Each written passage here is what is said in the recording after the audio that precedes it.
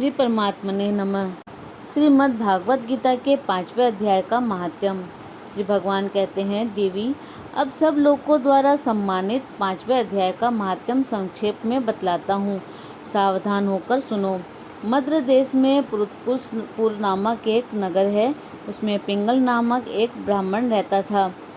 वह वेद पाठी ब्राह्मणों के विख्यात वंश में, जो सर्वथा निष्कलंक था, उत्पन्न हुआ था, किंतु अपने कुल के लिए उचित वेद शास्त्रों के स्वाध्याय को छोड़कर ढोल आदि बजाते हुए उसने नाच गान में मन लगाया। गीत, नृत्य और बाजा बजाने की कला में परिश्रम करके पिंगल ने बड़ी प्रसिद्धि प्राप्त कर ली और उसी से उसका राजभवन में भी प्रवेश हो गया। अब वह राजा के साथ रहने लगा और पराई स्त्रियों को बुला बुलाकर उनका उपभोग करने लगा। स्त्रियों के सिवा और कहीं उसका मन नहीं लगता था। धीरे धीरे अभिमान बढ़ जाने से अभिमानी होकर वह एकांत में राजा से दूसरे के दोष बतलाने लगा। पिंगल की एक स्त्री थी जिसका नाम था अरुणा। वह नीच कुल में उत्पन्न हुई थी और कामी पुरुषों के साथ विहार करने की इच्छा से सदा उन्हीं की खोज में घुमा करती थी। उसने पति को अपने मार्ग का कंटक समझकर एक दिन आधी रात में घर के भीतर ही उसका सिर काटकर मार डाला और उसकी लाश को जमीन में गाड़ दिया। इस प्रकार प्राणों से विमुक्त होने पर वह यमलोक में पहुंचा और भीषण नरकों का उपभोग करके निर्जन वन में गिद्ध हुआ। अरुणा भी भगदड़ रोग से अपने सुंदर शरीर को त्याग कर घोर नरक भोगने के पश्चात उसी वन में सुखी हुई। एक दिन वह दाना चुगने की इच्छा से इधर उधर फुदक रही थी। इतने में ही उस गिद्ध ने पूर्व जन्म के बैर का स्मरण करके उसे अपने तीखे नखों से फाड़ डाला। सूखी घायल होकर पानी से भरी हुई मनुष्य की खोपड़ी में गिरी। गिद्ध पुनः उसकी ओर झपटा। इतने में ही जाल फैलाने वाले बहेलियों ने उसे भी बाणों का निशाना बना लिया। उसकी पूर्व जन्म की पत्नी सुखी उस खोपड़ी के जल में डूबकर प्राण त्याग चुकी थी। फिर वह क्रूर पक्षी भी उसी में गिरकर डूब गया। तब यमराज के दूत उन दोनों को यमराज के लोक में ले गए। वहां अपने पूर्वकृत पाप कर्म को याद करके दोनों ही भयभीत हो रहे थे। तदंतर यमराज ने जब उनके घृणित कर्मों पर दृष्टिपात किया तब उन्हें मालूम हुआ कि मृत्यु के समय अकस्मात खोपड़ी के जल में स्नान करने से इन दोनों का पाप नष्ट हो चुका है। तब उन्होंने उन दोनों को मनोवांछित लोक में जाने की आज्ञा दी। यह सुनकर अपने पाप को याद करते हुए वे दोनों बड़े विस्मय में पड़े और पास जाकर धर्मराज के चरणों में प्रणाम करके पूछा कि भगवान, हम दोनों ने पूर्व जन्म में अत्यंत घृणित पाप का संचय किया है, फिर हमें मनोवांछित लोकों में भेजने का क्या कारण है, बताइए। यमराज ने कहा, गंगा जी के तट पर बट नामक एक उत्तम ब्रह्मज्ञानी रहते थे। वे एकांत सेवी, ममता रहित, शांत, विरक्त और किसी से भी द्वेष न रखने वाले थे। प्रतिदिन गीता जी के 5वें अध्याय का जाप करना उनका सदा का नियम था। 5वें अध्याय को श्रवण कर लेने पर महापापी पुरुष भी सनातन ब्रह्म का ज्ञान प्राप्त कर लेता है। उसी पुण्य के प्रभाव से शुद्ध चित होकर उन्होंने अपने शरीर का परित्याग किया था। गीता जी के पाठ से जिनका शरीर निर्मल हो गया था, जो आत्मज्ञान प्राप्त कर चुके थे, उन्हीं महात्मा की खोपड़ी का जल पाकर तुम दोनों पवित्र हो गए हो। अतः अब तुम दोनों मनोवांछित लोकों को जाओ, क्योंकि गीता जी के 5वें अध्याय के माध्यम से तुम दोनों शुद्ध हो गए हो। श्री भगवान कहते हैं, सबके प्रति समान भाव रखने वाले धर्मराज के द्वारा इस प्रकार समझाए जाने पर वे दोनों बहुत प्रसन्न हुए और विमान पर बैठकर बैकुंठ धाम को चले गए। श्री परमात्मने नमः। श्री परमात्मने नमः। 5वां अध्याय। उसके उपरांत अर्जुन ने पूछा, हे कृष्ण, आप कर्मों की संन्यास उसके उपरांत अर्जुन ने पूछा, हे कृष्ण, आप कर्मों के संन्यास की और फिर निष्काम कर्म योग की प्रशंसा करते हैं।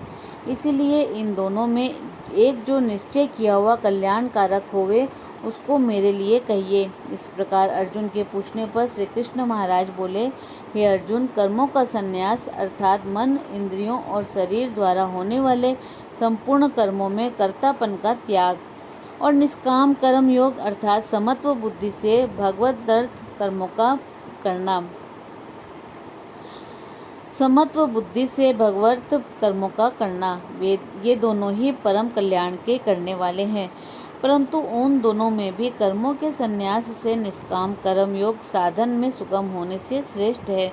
इसीलिए हे अर्जुन, जो पुरुष न किसी से द्वेष करता है और न किसी की आकांक्षा करता है, वह निष्काम कर्म योगी सदा सन्यासी ही समझने योग्य है, क्योंकि राग द्वेष आदि द्वंद्वों से रहित हुआ पुरुष सुख पूर्वक संसार रूप बंधन से मुक्त हो जाता है।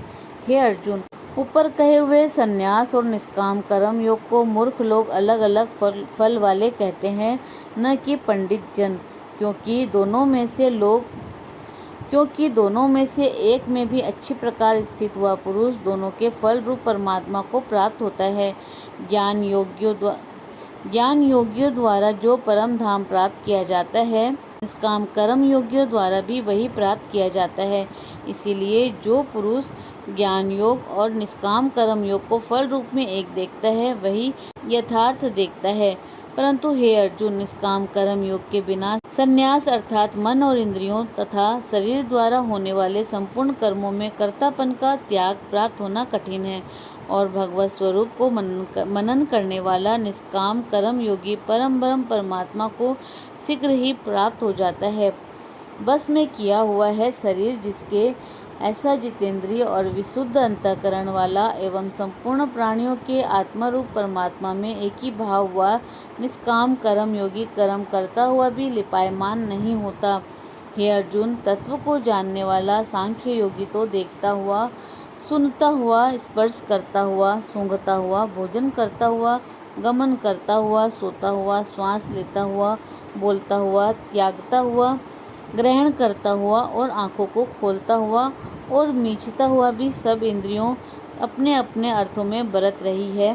मींचता हुआ भी सब इंद्रियां अपने अपने अर्थों में बरत रही है। इस प्रकार समझता हुआ निसंदेह ऐसे माने कि मैं कुछ भी नहीं करता हूँ। परंतु हे अर्जुन, देह अभिमानियों द्वारा यह साधन होना कठिन है और निष्काम कर्म योग सुगम है, क्योंकि जो पुरुष सब कर्मों को परमात्मा में अर्पण करके और आसक्ति को त्याग कर कर्म करता है, वह पुरुष जल में कमल के पत्ते के सदृश पाप से लिपायमान नहीं होता है। इसीलिए निष्काम कर्म योगी ममत्व बुद्धि रहित केवल इंद्रिय, मन, बुद्धि और शरीर द्वारा भी आसक्ति को त्याग कर अंतःकरण की शुद्धि के लिए कर्म करते हैं। इसी से निष्काम कर्म योगी कर्मों के फल को परमेश्वर के अर्पण करके भगवत प्राप्ति रूप शांति को प्राप्त होता है, और सकामी पुरुष फल में आसक्त हुआ कामना के द्वारा बंधता है। इसीलिए निष्काम कर्म योग उत्तम है। हे अर्जुन, वश में है अंतःकरण जिसका, ऐसे सांख्य योग का आचरण करने वाला पुरुष तो निसंदेह न करता हुआ और न करवाता हुआ 9 द्वारों वाले शरीर रूप घर में सब कर्मों को मन से त्याग कर अर्थात इंद्रियों के अर्थों में बरतती है, ऐसा मानता हुआ आनंद पूर्वक सच्चिदानंद घन परमात्मा के स्वरूप में स्थित रहता है। परमेश्वर भी भूत प्राणियों के न कर्तापन को और न कर्मों को तथा न कर्मों के फल के संयोग को वास्तव में रचता है, किंतु परमात्मा के सकाश से प्रकृति ही बरतती है और गुण ही गुणों में बरत रहे हैं। सर्वव्यापी परमात्मा न किसी के पाप कर्म को और न किसी के शुभ कर्म को भी ग्रहण करता है, किंतु माया के द्वारा ज्ञान ढका हुआ है, इससे सब जीव मोहित हो रहे हैं। परंतु जिनका वह अंतःकरण का अज्ञान आत्मज्ञान द्वारा नाश हो गया है, उनका वह ज्ञान सूर्य के सदृश उन सच्चिदानंद घन परमात्मा को प्रकाशता है, अर्थात परमात्मा के स्वरूप को साक्षात कराता है। हे अर्जुन, तद्रूप है बुद्धि जिनकी तथा तद्रूप है मन जिनका, उस सच्चिदानंद घन परमात्मा में ही निरंतर एक ही भाव से स्थिति जिनकी, ऐसे तत्परायण पुरुष ज्ञान के द्वारा पाप रहित हुए अपुनरावृत्ति को अर्थात परम गति को प्राप्त होते हैं। ऐसे वे ज्ञानीजन विद्या और विनय युक्त ब्राह्मण में तथा गो, हाथी, कुत्ते और चंडाल में भी समभाव से देखने वाले ही होते हैं। इसीलिए जिनका मन समत्व भाव में स्थित है, उनके द्वारा इस जीवित अवस्था में ही संपूर्ण संसार जीत लिया गया है, अर्थात वे जीते हुए ही संसार से मुक्त है, क्योंकि सच्चिदानंद घन परमात्मा निर्दोष और सम है, जिससे वे सच्चिदानंद घन परमात्मा में ही स्थित है। जो पुरुष प्रिय को अर्थात जिसको लोग प्रिय समझते हैं उसको प्राप्त होकर हर्षित नहीं हो, और अप्रिय को अर्थात जिसको लोग अप्रिय समझते हैं उसको प्राप्त होकर उद्वेगवान न हो, ऐसा स्थिर बुद्धि संशय रहित ब्रह्मवेता पुरुष सच्चिदानंद घन परब्रह्म परमात्मा में एक ही भाव से नित्य स्थित है।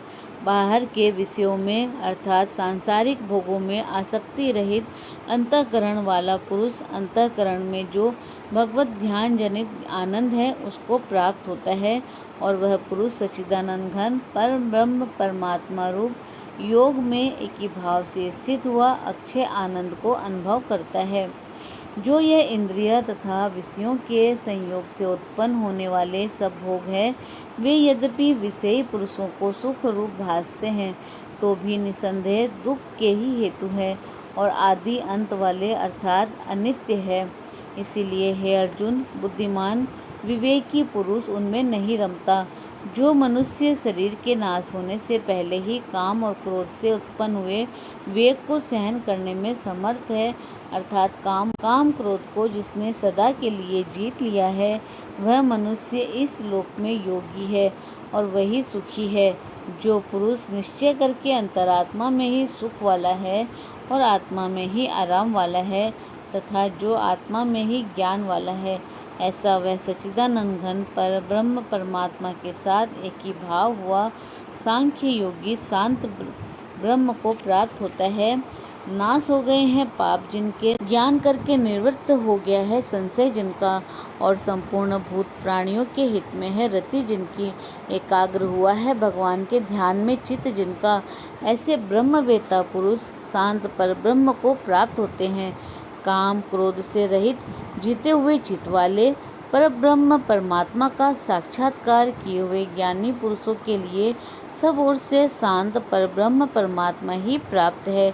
हे अर्जुन, बाहर के विषय भोगों को न चिंतन करता हुआ बाहर ही त्याग कर और नेत्रों की दृष्टि को भ्रुकुटी के मध्य में स्थित करके तथा नासिका में विचरण करने वाले प्राण और अपान वायु को सम करके जीती हुई है इंद्रियां, मन और बुद्धि जिसकी, ऐसा जो मोक्ष परायण मुनि इच्छा भय और क्रोध से रहित है वह सदा मुक्त ही है।